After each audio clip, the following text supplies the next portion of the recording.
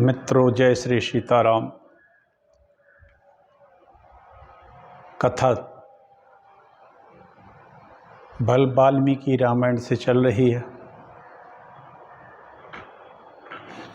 सीता जी को लक्ष्मण जी ने जब वन में छोड़ा और गंगा पार आकर देखते रहे कि सीता जी विलाप कर रही हैं, और तब तक वहीं देखते रहे जब तक कि वाल्मीकि अपने आश्रम में सीता जी को नहीं ले गए। इन सब बातों को देखते हुए लक्ष्मण जी को रोना आ गया, बहुत रोए। तब सुमंत्र जी ने लक्ष्मण जी को एक पुराना इतिहास बताया कि लक्ष्मण, अभी तो सीता को त्यागा है राम ने, अब बारी तुम्हारी है, तुम्हें भी त्यागेंगे वो, फिर भरत और शत्रुघ्न को भी त्याग देंगे। क्यों? लक्ष्मण जी ने कहा, ऐसा क्यों और क्या बात है? तब उन्होंने कहा था कि एक बार मैं वशिष्ठ जी के आश्रम पर गया, वहाँ दुर्वासा जी आए हुए थे चतुर्मास करने। दशरथ जी ने पूछा कि हमारे राम के बारे में दुर्वासा जी आप कुछ भविष्य बताएं। तब दुर्वासा जी बोले, भगवान राम का भविष्य तो ऐसा है महाराज कि ना तो वो कभी सुखी रहेंगे, जो सुख एक राजा को होता है वो नहीं मिल पाएगा, और उनकी पत्नी जानकी जी को कभी सुख नहीं मिलेगा। संपूर्ण दुख मूर्तिमान रूप लेके जानकी जी के सामने खड़े रहेंगे, और जानकी जी उन दुखों को भोग कर दुखी रहेंगी। और उसका कारण ये है कि जानकी जी जो हैं भगवान राम की पत्नी ही नहीं। उसका कारण ये है, सुमंत्र जी ने और के उपस्थिति में राजा दशरथ ने पूछा, ऐसा क्यों? तब उन्होंने कहा कि एक बार देवासुर संग्राम में संपूर्ण दैत्य राक्षस दानव भृगु आश्रम में जाके भृगु की पत्नी ने के पीछे छुप गए थे। उन्होंने उन सब राक्षसों को छुपा लिया था। देवताओं को जब पता लगा तो उन्होंने भगवान विष्णु से कहा कि ऐसी घटना हुई है महाराज, सभी लोग भृगु आश्रम में छुपे हैं, ये दुष्ट राक्षस। तब भगवान विष्णु ने अपने चक्र से भृगु पत्नी का सर काट दिया था, क्रोध में आ गए थे। तब भृगु ने विष्णु को श्राप दे दिया था कि विष्णु, तुम अपनी पत्नी के साथ कभी सुखी नहीं रह पाओगे, और विष्णु भगवान आप भी सुखी नहीं रहेंगे, आपको बराबर एक के बाद एक कष्ट उठाने पड़ेंगे। मैं वन में रहता हूँ, आपको भी वन में रहना पड़ेगा। ये घटना दुर्वासा जी ने महाराज दशरथ जी से कही थी। दशरथ जी ने इसको किसी से नहीं कहा और उन्होंने रोक भी दिया, हमें भी। सुमंत्र जी कहते हैं मैं भी वहीं साथ में था, इसलिए उन्होंने कह दिया कि ये बात किसी से मत कहना, ना किसी को बताना। काल की गति बड़ी विचित्र है लक्ष्मण, उसको कोई टाल नहीं सकता है। बाद में भृगु को बड़ा कष्ट हुआ, बहुत कष्ट हुआ इस श्राप को देने के बाद, लेकिन भगवान विष्णु ने सहर्ष उसको स्वीकार कर लिया, क्योंकि भगवान विष्णु पर कोई फर्क नहीं पड़ता। वो तो लगातार धर्म का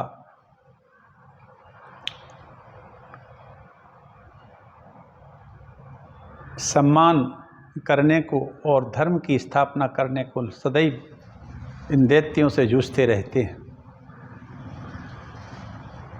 तो दशरथ जी, ये विष्णु ही आपके पुत्र रूप में राम हैं, और ये सीता जी जो हैं, जो उनकी योग माया है। इसलिए आगे चलकर इन राक्षसों के संहार में अपनी योग माया के आश्रित होकर भगवान इनका संहार करेंगे। आज ये आपके यहाँ पुत्र रूप में प्रकट हुए हैं, जिनको आप पुत्र मानते हैं। ये साक्षात भगवान श्री हरि हैं। और माता जानकी जो है वो लक्ष्मी जी है। इसलिए आपको लक्ष्मण जी से कहा सुमंत्र ने, तुम्हें दुख नहीं होना चाहिए, और भगवान सबको त्यागेंगे। अभी सीता को त्यागा, अभी तुम्हारा नंबर आएगा, तुम्हें भी त्यागेंगे, और इस तरह वो सबको त्याग देंगे। तब लक्ष्मण राम जी के पास जाते हैं, रात्रि को वहाँ पहुँच जाते हैं। उन्होंने जब ये सब बातें बताई, तब लक्ष्मण जी से राम जी ने कथा शुरू की। तो उसमें पहले महाराज नृग की कथा की, नहुस की कथा की, वशिष्ठ और निमि की कथा की सुनाई, और सुनाते जा रहे हैं। और इस तरह सुनाते सुनाते अब कथा आ गई है च्यवन ऋषि पर। और च्यवन ऋषि आए हैं राम जी के पास कि मधु नाम के एक दैत्य है जो धर्मात्मा था, उसका पुत्र लवणासुर महादुष्ट है, जो निरंतर मुनियों को खा रहा है, जानवरों से शून्य कर दिया है उसने संपूर्ण जगत को। इसलिए आप इस लवणासुर का वध करिए। उसके पास शिव का दिया हुआ एक ब्रह्मदंड है, त्रिशूल है, जिसके कारण वो अवध है। तब राम जी ने कहा कि लवणासुर को कौन मारेगा, वध करेगा। तब पहले भरत जी तैयार हुए, लेकिन भरत जी को तैयार होता देख शत्रुघ्न बोले, भरत जी ने तो बहुत कर लिया, लक्ष्मण जी ने बहुत कर लिया आपकी सेवा, आपकी आज्ञा मान लेगी, भगवान आप हमें आज्ञा दें, अब मैं उसका वध करूंगा। और यह कहकर राम जी ने भरत जी को, शत्रुघ्न जी को आज्ञा दी कि आप जाइए मधुपुरी में, आज जिसको मथुरा कहते हैं। मधुपुरी का लवणासुर उसका पुत्र था, और उसका प्रभाव इतना हुआ कि आज भी खारा पानी है पूरे मथुरा का। यदि आप पानी पिएंगे मथुरा के नलकूपों का, तो खारापन है, लवण है उसमें इतना। उस लवणासुर का इतना प्रभाव रहा होगा। अब उसकी क्या व्याख्या व्यवस्था होगी, ये तो भगवान ही समझ सकते हैं। लेकिन ये बिल्कुल बात सत्य है कि वो खारापन आज भी है। लवण का मतलब होता है खारापन।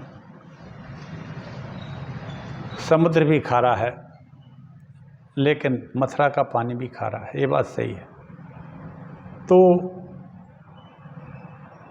ये चल देते हैं लवणासुर के वध के लिए, और गंगा पार जैसे ही करते हैं तो पहला पड़ाव शत्रुघ्न जी का कहाँ मिलता है? वाल्मीकि जी के आश्रम में। आहा, और वाल्मीकि जी उनकी सेवा सत्कार करते हैं, कुशल पूछते हैं। और बड़े संयोग की बात है मित्रों कि शत्रुघ्न जी का वाल्मीकि आश्रम में आना होता है। उसी समय सीता जी ने 2 पुत्रों को जन्म दिया। उनका एक बड़े पुत्र का नाम जो पहले हुए, उनका नाम कुश हुआ, और छोटे का नाम लव हुआ। इस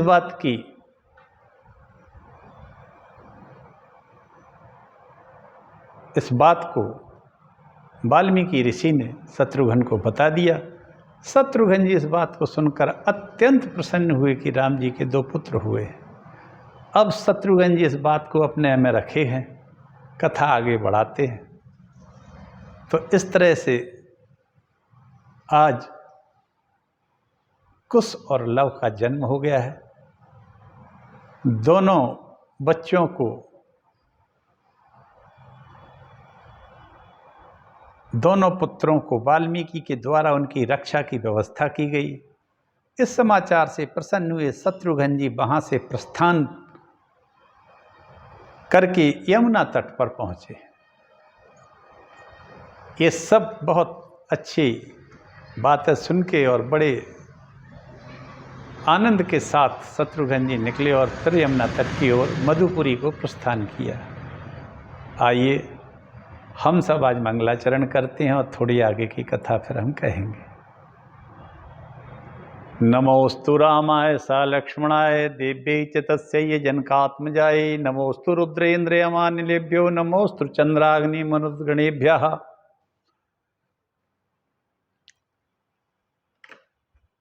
जग मंगल गुण ग्राम राम के, जग मंगल गुण ग्राम राम के। दानी मुकुट धन धर्म धाम के, दानी मुकुट धन धर्म धाम के। रामचंद्र जी के गुणों का समूह है, जगत का कल्याण करने वाले भगवान राम के गुणों का समूह है। सुन सीतापतिशील स्वभाव। आहा, विनय पत्रिका में गोसाई जी कहते हैं सीतापति रघुनाथ जी के स्वभाव गुणों को तो सुनो। यहाँ कहते हैं गोसाई जी तुलसीदास जी महाराज, जग मंगल गुण ग्राम राम के, दानी मुकुट धन धर्म धाम के। उनका गुण समूह भगवान का जगत का कल्याण करने वाला है। सद्गुरु ज्ञान बैराग जोग के, बेबुध वैद सब भीम भव भीम रोग के। जननी जनक सिय राम प्रेम के, बीज सकल व्रत धर्म नेम के। ज्ञान वैराग्य और योग के सद्गुरु हैं भगवान के गुण समूह है। ज्ञान वैराग्य और योग के सद्गुरु हैं और संसार रूपी भयंकर रोग का नाश करने के लिए वैद्य हैं, अश्वनी कुमार हैं। ये सीताराम जी के प्रेम के उत्पन्न करने के लिए माता पिता हैं भगवान के गुण। यदि गुणों को भगवान के निरंतर भजा जाए तो ये सीताराम जी के प्रेम उत्पन्न करने को माता पिता है और संपूर्ण व्रत धर्म और नियमों के बीज है। समन पाप संताप शोक के, प्रिय पालक परलोक लोक के। सचिव सुभट भूपति विचार के, कुंभज लोभ उदधि अपार के। पाप संताप और सुख का नाश करने वाले, इस लोक और परलोक के प्रिय पालन करने वाले हैं। ये ज्ञान रूपी राजा के सूरवीर मंत्री हैं और लोभ रूपी अपार समुद्र के सूखने के लिए अगस्त मुनि हैं भगवान राम के गुण। आज लोभ पूरे संसार में व्याप्त है, उसको सोखने के लिए अगस्त मुनि जैसे। काम को है कलिमल का करिगन के हरि सावक जन मन बन के। अतिथि पूज्य प्रियतम पुरारी के, कामद धन दारिद्र दवारी के। इस शिव जी के पूज्य और प्रियतम अतिथि और दरिद्रता रूपी दावानल के बुझाने के लिए कामना पूर्ण करने वाले मेघ हैं।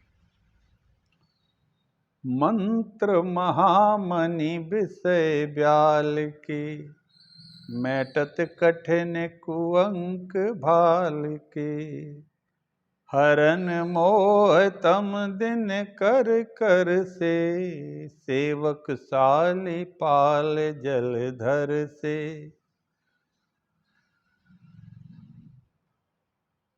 कीन प्रश्न जेहि मात भवानी, जय विधि शंकर कहा बखानी। कुपथ कुतरक कुचालिकल, कपन कपट दंभ पाखंड। दहन राम गुण ग्राम जिमि, ईंधन अनल प्रचंड। सियावर रामचंद्र की जय। इस कलयुग में राम जी के गुणों के समूह कुमार्ग, कुतर्क, कुचाल और कलयुग के कपट, दंभ और पाखंड के जलाने के लिए वैसे ही जैसे ईंधन के लिए प्रचंड अग्नि, जैसे सूखे ईंधन को प्रचंड अग्नि जला देती है, इसी तरह इस कलयुग के कुमार्ग, कुतर्क, कुचाल, कपट, दंभ और पाखंड को राम नाम जला देता है। पार्वती जी से शिव जी ने प्रश्न किया और जिस प्रकार शिव जी ने विस्तार से उसका उत्तर दिया, वह कारण मैं विचित्र कथा की रचना करके कहूंगा, ऐसा शिव जी ने पार्वती से कहा। आइए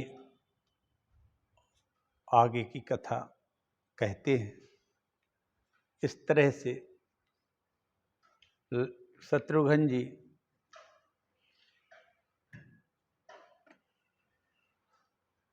महर्षि वाल्मीकि के आश्रम से चले। वहाँ दोनों राजकुमारों का जन्म हो चुका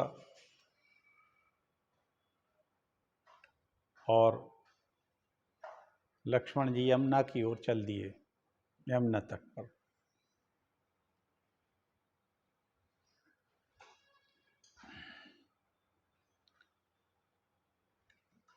सीता ने 2 पुत्रों का जन्म दिया। वाल्मीकि द्वारा उनकी रक्षा की व्यवस्था की गई और इस समाचार से प्रसन्न हुए शत्रुघ्न जी वहां से प्रस्थान करके यमुना तट पर जा पहुंचे। इस प्रकार जुड़ में उत्पन्न हुए थे दोनों बालक क्रमशः कुश और लव के नाम धारण करेंगे। मेरे द्वारा निश्चित किए गए इन्हीं नामों से भूमंडल में ये विख्यात भी होंगे, ऐसा वाल्मीकि जी ने आशीर्वाद दिया कि संपूर्ण भूमंडल में विख्यात हो जाएंगे।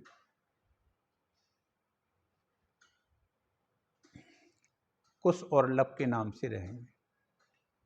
मार्ग में 7 रात बिताकर वे यमुना तट पर जा पहुंचे और वहां पुण्य कीर्ति महर्षियों के आश्रम में रहने लगे।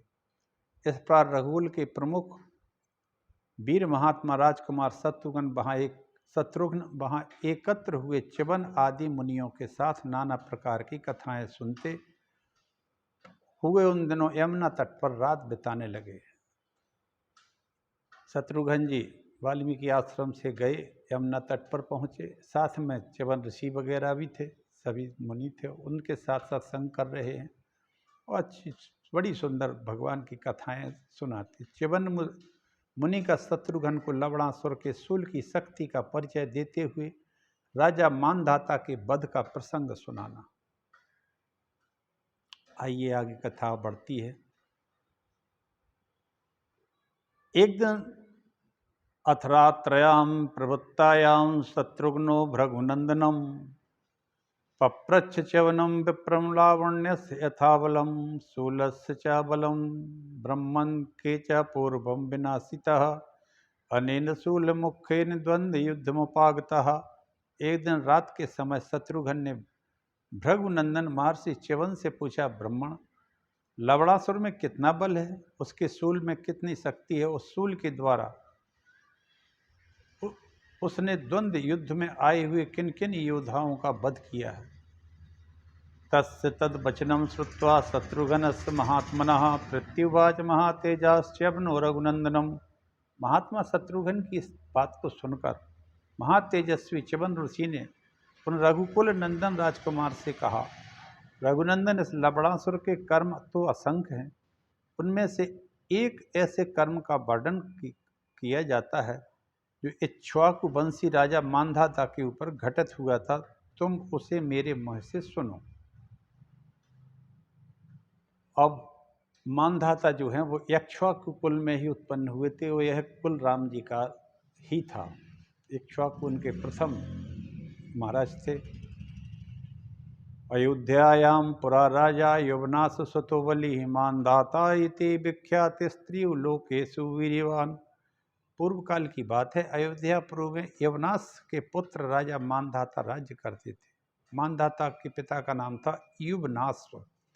वे बड़े बलवान, पराक्रमी और तीनों लोकों में विख्यात थे। उन पृथ्वीपति नरेश ने सारी पृथ्वी को अपने अधिकार में करके यहाँ से देवलोक पर विजय पाने का उद्योग प्रारंभ किया। राजा मानधाता ने जब देवलोक पर विजय पाने की इच्छा से उद्योग प्रारंभ किया तथा इंद्र और महामनस्वी देवताओं को बड़ा भय हुआ। अर्धासनीन सक्रस राज्यार्धीन च पार्थिवा वंदमाना सुरगण ही प्रतिज्ञा मध्य रोहतः। मैं इंद्र का आधा सिंहासन और उनका आधा राज्य लेकर भूमंडल का राजा हो देवताओं से बंधित होकर रहूंगा, ऐसी प्रतिज्ञा करके वे स्वर्गलोक पर चढ़ गए। उनके खोटे अभिप्राय को जानकर इंद्र ने उन युवनाश के पुत्र मानधाता के पास गए और उन्हें शांतिपूर्वक समझाते इस प्रकार बोले, राजा त्वं मानुषे लोके न तावत् पुरुषर्षभ अकृत्वा पृथ्वीं वस्यां देवराज मेच्छसि।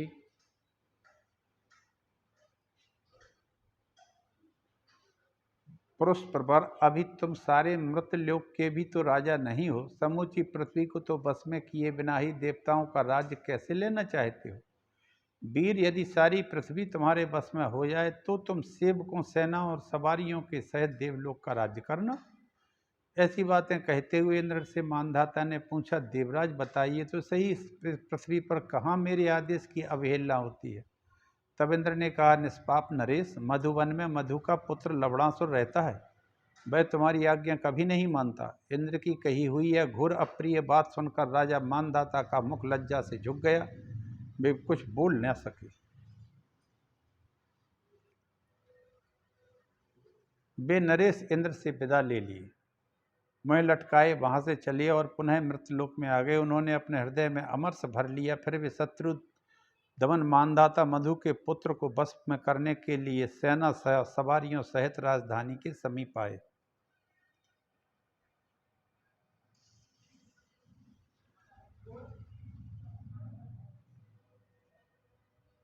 उन पुरुषप्रवर नरेश ने युद्ध की इच्छा से लवण के पास अपना दूत भेजा। दूत ने वहां जाकर मधु के पुत्र को बहुत से कटु वचन सुनाए। इस तरह कठोर बातें कहते हुए इस दूत को वह राक्षस तुरंत ही खा गया। मानधाता ने अपना दूत भेजा लवणासुर के पास अपनी बात कहने के लिए, लेकिन उसने उस दूत को बात सुनी थोड़ी बहुत और उसको खा गया वो काट के। जब दूत के लौटने में विलंब हुआ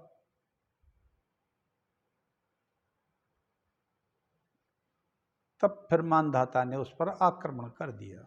लवणासुर ने हंसकर हाथ में वह शूल उठाया। उस सेवकों सहित राजा मानधाता का वध करने के लिए उस उत्तम अस्त्र को उनके ऊपर छोड़ दिया। वह चमचमाता हुआ शूल सेवक, सेना, सवारियों सहित राजा मानधाता को भस्म करके फिर लवणासुर के हाथ में आ गया।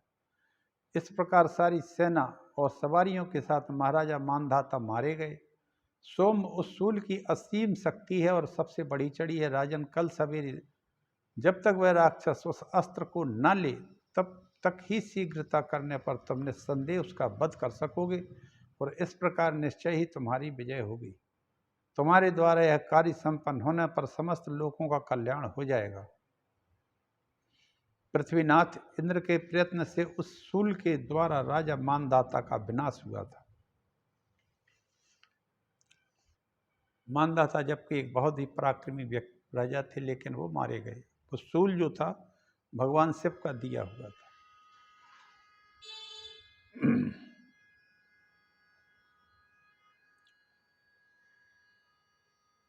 महात्मा कल सवेरे जब वह शूल लिए बिना ही मांस का सम्मांस का संग्रह करने के लिए निकलेगा तभी तुम उसका वध कर डालोगे, इसमें संशय नहीं है। हे नरेंद्र, अवश्य तुम्हारी विजय होगी, ऐसा च्यवन ऋषि ने शत्रुघ्न महाराज से कहा। लवणासुर का आहार के लिए निकलना, क्योंकि वो कच्चा मांस खाना पसंद करता था, रक्त पीता था, मनुष्यों का भी पीता था, महात्माओं का पीता था और असंख्य प्राणियों का भी पीता था। कई जंगल खाली कर दिए थे उसने पी पी के, खा खा के। कथाम कथयताम तेषाम जयम चाकांक्षताम शुभम व्यतीना रजनीन शीघ्रम शत्रुघ्नस्य महात्मनः।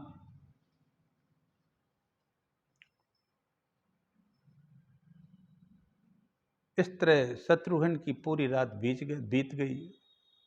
प्रभाते विमले तस्मिन् काले च स राक्षसः निर्गतस्तु पुराद वीरो भक्ष्याहार प्रचोदित। वह भोजन के संग्रह की इच्छा से प्रेरित हो वीर राक्षस अपने नगर से बाहर निकला। शत्रुघ्न यमुना नदी को पार करके हाथ में धनुष लिए मधुपुरी के द्वार पर खड़े हो गए। तत्पश्चात मध्याह्न होने पर क्रूर कर्मा लवणासुर राक्षस हजारों प्राणियों का बोझा लिए वहां आया, कई प्राणियों को मार के लाया। ततो ददर्श शत्रुघ्नं स्थितं द्वारि धृतायुधं तमुवाच ततो रक्षः किमनेन करिष्यसि ईदृशानां सहस्राणि साधुयनां सायुधानां नराधं भक्ष्यतानि मया रोषात् कालेनानुगतो हर्षि।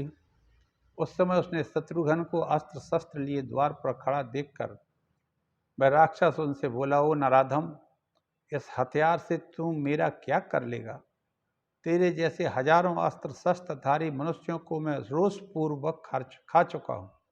मेरा भोजन बन चुके हैं तेरे जैसे लोग, तू क्या कर लेगा मेरा?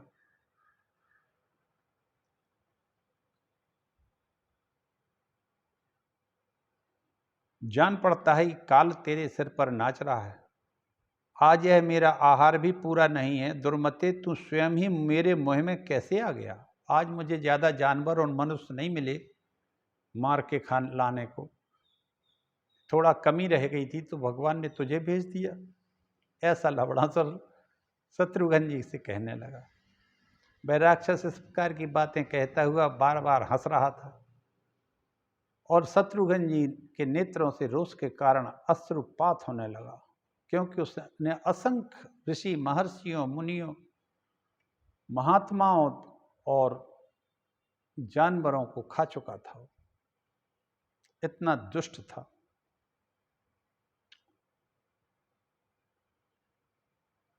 उस समय अत्यंत कुपित हुए शत्रुघ्न निशाचर से बोले, दुर्बुद्धि, मैं तेरे साथ द्वंद्व युद्ध करना चाहता हूं।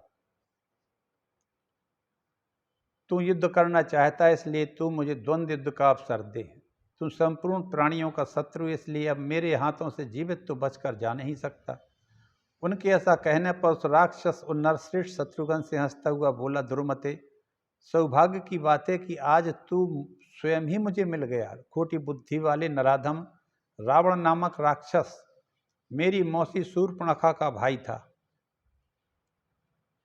जिसे तेरे भाई राम ने एक स्त्री के लिए मार डाला। आहा, लवणासुर कहता है कि अच्छा रहा कि तू मुझे मिल गया, क्योंकि तेरे बड़े भाई राम ने मेरे मौसी के लड़के रावण को मार डाला। रावण की सगी मौसी का लड़का था ये। मधु जो थी वो रावण की मौसेरी बहन कुंभी नसी थी, उसका पुत्र था ये। इतना ही नहीं, उन्होंने रावण के कुल का संहार भी कर डाला। तथापि मैंने वह सब कुछ तो सह लिया। तुम लोगों के द्वारा दी गई अवहेलना को सामने रखकर, प्रत्यक्ष देखकर भी तुम सबके प्रति मैंने विशेष रूप से क्षमा का परिचय दिया है। वो कहने लगा, मैंने तुम्हारे परिवार को क्षमा कर दिया था, इसलिए नहीं बोला, नहीं तो मैं आक्रमण करता। वो नराधम भूतकाल में मेरा सामना करने के लिए आए थे, जो नराधम भूतकाल में मेरा सामना करने, उन सबको तिनके के समान तुच्छ समझकर तिरस्कृत किया और मैंने मार डाला। वर्तमान में आने वाले तुझ जैसे नराधम भी मेरे हाथ से मरे हुए ही हैं। तू 2 घड़ी ठहर जा, मैं अपना अस्त्र लेकर आता हूं। तेरे वध के लिए जैसे अस्त्र का होना मुझे अभीष्ट है, वैसे अस्त्र को पहले सुसज्जित तो कर लूं, फिर युद्ध का अवसर दूंगा। यह सुनकर शत्रुघ्न बोल उठे, अब तू मेरे हाथ से जीवित बचकर कहाँ जाएगा? किसी भी बुद्धिमान पुरुष को अपने सामने आए हुए शत्रु को छोड़ना नहीं चाहिए। जो अपनी घबराई हुई बुद्धि के कारण शत्रु को निगल जाने का अवसर दे देता है, वह मंद बुद्धि पुरुष कायर के समान मारा जाता है। यहाँ एक शत्रुघ्न जी ने बहुत बड़ी बात कही है मित्रों। उन्होंने जब कहा, उसने कहा कि मुझे अभी घर में जाके अपना शस्त्र उठा लाने दो, तब शत्रुघ्न ने कहा, मूर्ख, सामने आए हुए शत्रु को छोड़ना थोड़ी चाहिए, कभी नहीं छोड़ना चाहिए, और उसको भागने भी नहीं देना चाहिए, ना ही निकलने देना चाहिए। यदि वो निकल गया, भाग गया, तो वह मंद बुद्धि पुरुष कायर के समान मारा जाता है। जो कोई उसको क्षमा करता है। इसलिए शत्रु अगर वो शत्रु बन के आया है तो उसको काहे का क्षमा करना। क्षमा की तो उसने मौका पाके मार दिया, और यही हमारे इतिहास में होता रहा। अतः राक्षस, अब तुम वीर जीव जगत को अच्छी तरह देख लो। मैं नाना प्रकार तीखे बाणों द्वारा तुझ पापी को अभी यमराज के घर की ओर भेजता हूं, क्योंकि तू तीनों लोगों का और श्री राम जी का भी शत्रु है।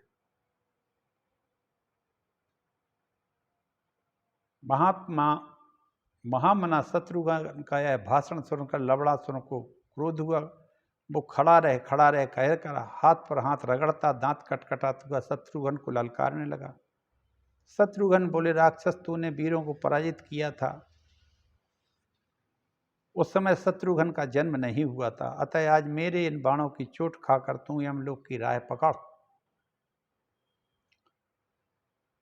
और पापात्मा देवताओं ने रावण को धराशायी हुआ देखा था, उसी तरह विद्वान ब्राह्मण और ऋषि आज रणभूमि में तुझ दुराचारी राक्षस को भी देखें।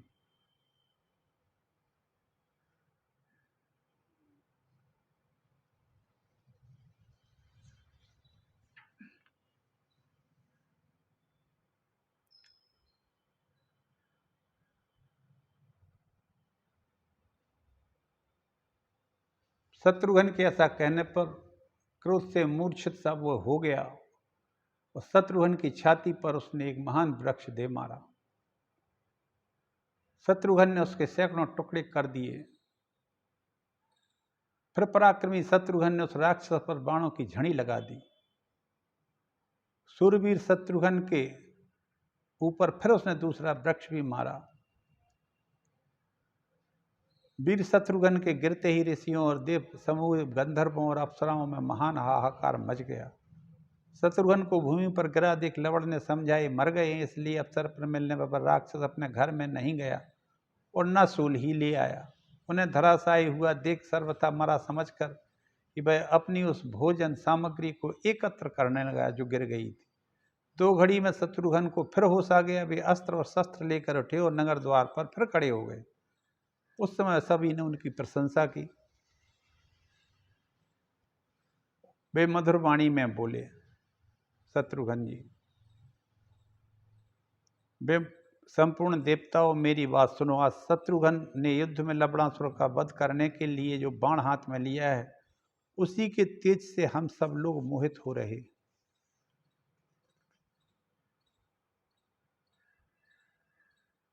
सभी पर मोह छा गया था, इसलिए ब्रह्मा जी ने ये बात कही। ये श्रेष्ठ देवता भी उसी से घबराए हुए थे। पुत्रों, यह तेजोमय सनातन बाण आदि पुरुष लोक करता भगवान विष्णु का है, जिससे तुम्हें भय प्राप्त हुआ है। परमात्मा श्री हरि ने मधु और कैटभ इन दोनों दैत्यों का वध करने के लिए इसकी सृष्टि की थी। एक बार विष्णु ही इस तेजमय बाण को जानते हैं, क्योंकि यह बाण साक्षात परमात्मा विष्णु की ही प्राचीन मूर्ति है। अब तो तुम लोग यहाँ से चले जाओ। श्री रामचंद्र जी के छोटे महामनस्वी वीर शत्रुघ्न हाथ में राक्षस लवणासुर का वध होता देखो। सभी देवता आकाश मार्ग में खड़े होकर दोनों का युद्ध देखने लगे। शत्रुघ्न के द्वारा हाथ में ली उस दिव्य बाण को सभी प्राणियों ने देखा, प्रलय काल की अग्नि के समान जो प्रज्वलित हो रहा था। आकाश को देवताओं से भरा हुआ देख रघुकुल नंदन शत्रुघ्न ने बड़े जोर से सिंहनाद करके लवणासुर की ओर देखा, और शत्रुघ्न के पुनः ललकारने पर लवणासुर क्रोध से में भर गया, फिर युद्ध के लिए सामने आया। वह देव पूजित बाण, दिव्य बाण तुरंत ही राक्षस के हृदय की ओर छोड़ दिया। वह उसके हृदय को विदीर्ण करके रसातल में चला गया। रसातल में जाकर वह फिर तत्काल ही एक रघुकुल नंदन शत्रुघ्न जी के पास आ गया। शत्रुघ्न के बाण से विदीर्ण होकर निशाचर लवण वज्र के मारे हुए पर्वत के समान पृथ्वी पर गिर पड़ा। लवणासुर के मारे जाते ही दिव्य महान बल शूल सब देवताओं के देखते भगवान रुद्र के पास आ गया। वह शूल जो लवणासुर के घर में था, वहां से अपने आप ही रुद्र के पास चला गया। इस प्रकार उत्तम धनुष धारण करने वाले रघुकुल के प्रमुख वीर शत्रुघ्न एक ही बाण के प्रहार से तीनों लोकों के भय को नष्ट करने उसी प्रकार सुशोभित हुए जैसे त्रिभुवन का अंधकार दूर करने सहस्त्रकरणधारी सूर्य देव प्रकाशित हो उठते हैं। ततो ही देवा ऋषि पन्नागाश्च प्रपूर्जिरे ह्यप्सरश्च सर्वहा दृष्ट्या जयो दास रथेर्वाप अस्त्यक्त्वभयं सर्प एव प्रशांतः। सौभाग्य की बात है कि दशरथ नंदन शत्रुघ्न जी ने भय छोड़कर विजय प्राप्त की और सर्प के समान लवणासुर मर गया, ऐसा कहकर ऋषि, नाग और समस्त अप्सराएं उस समय शत्रुघ्न जी की भूरी भूरी प्रशंसा करने लगी और इस तरह से लवणासुर का वध हो गया। और इसी के साथ मैं अपनी वाणी को यहीं विराम देता हूँ। मित्रों, जय श्री राम। आप लोगों को कथा अच्छी लगी रही होगी। लवणासुर का वध हो गया। अब कल हम देवताओं के वरदान से पाकर शत्रुघ्न को मधुपुरी का बसाकर 12 वर्ष से वहाँ श्री राम के पास जाने का विचार करना, मधुपुरी की व्यवस्था करने का। मधुपुरी में 12 वर्ष लक्ष्मण शत्रुघ्न जी रहे। एक कल कथा कहेंगे। आज की कथा में इतना ही है। आप सबको आनंद आया होगा, क्योंकि आज कुश और लव का जन्म भी हुआ और आज लवणासुर जैसा दुष्ट राक्षस भी मारा गया। और भगवान राम के गुणग्राम तो ऐसे हैं, जग मंगल गुणग्राम राम के। भगवान राम के गुणों का कीर्तन करने से कली का मल खत्म हो जाता है। आप सबको भगवान श्री हरि की कृपा मिलती रहे। जय श्री राम। सिया राम मैं सब जग जानी, करहु प्रणाम जोर जुग पानी। जय हो।